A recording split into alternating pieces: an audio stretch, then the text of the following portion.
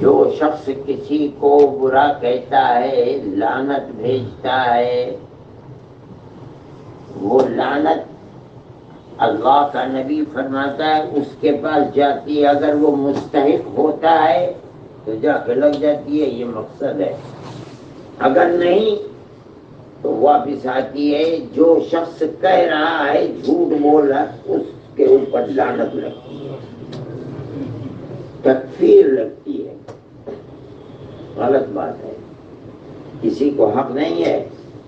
ٹھیک ہے، دو گٹ ہیں، آپ ان کی طرف ہیں، دوسرے کو آپ یہ کہیں کہ یہ کافر ہے، کافر نہیں، کوئی کافر نہیں ہے، الحمدللہ سب نماز روزے کو پڑھنے والے ہیں، سب مومن ہیں، گناہوں سے بچنے والے ہیں، تہجد گزار لوگ ہیں۔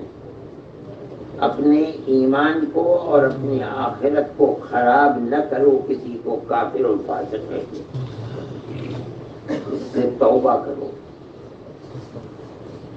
ہمارے تو سب سے تعلقات ہیں، وہ ہماری دعوت کرتے ہیں تو ہم دونوں کے پاس چلے جاتے ہیں، ہمیں موقع ہوتا ہے ہم ان کی دعوت کرتے ہیں، بلا لیتے ہیں، کوئی مسئلہ نہیں۔ آپ کو تبلیغ کے کام میں تو کوئی اختلاف نہیں ہے، ایک ہی کام کرتے ہیں، سب نماز روزہ سکھلاتے ہیں، وہ بھی یہی کرتے ہیں، یہ بھی یہی کرتے ہیں، لیکن آپ یہ کہیں اپنی محبت میں کسی کی طرف سے دوسرے کو کافر، یہ بہت بڑا گناہ ہے۔ وہ تو کافر نہیں ہے مگر تمہارے کہنے والے کے ایمان کا خطرہ، کہیں خدا اسے کفر میں مبتلا نہ کر دے، فسق میں مبتلا نہ کر دے، یہ مت کرو۔ اپنے اساتذہ سے پوچھو، بتائیں گے۔ ٹھیک ہے، کسی سے کوئی غلطی ہوئی، ہمارے سامنے مسئلہ آیا دارالعلوم کے سامنے، دارالعلوم نے اس کے اوپر فتویٰ دے دیا، اس نے اپنے اس گناہ سے یا اس علم اس چیز سے جس کو وہ صحیح سمجھتا تھا، اس در حقیقت وہ صحیح نہیں تھی، اس سے رجوع کر لیا، مسئلہ ختم ہو گیا۔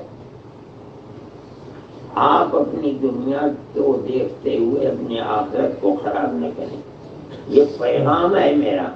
مجھے تو بڑا افسوس ہوا یہ سن کر کے دوسرے کی تکفیر کرنا، العیاذ باللہ، یہ تو بہت بڑی تباہی کو اپنے سر کے اوپر خود اٹھانا ہے، ایسا مت کرو۔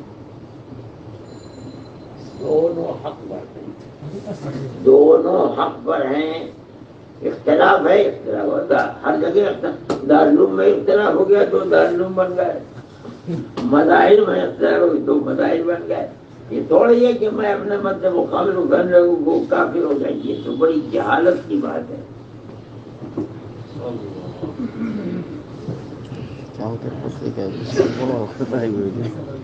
الحمد لله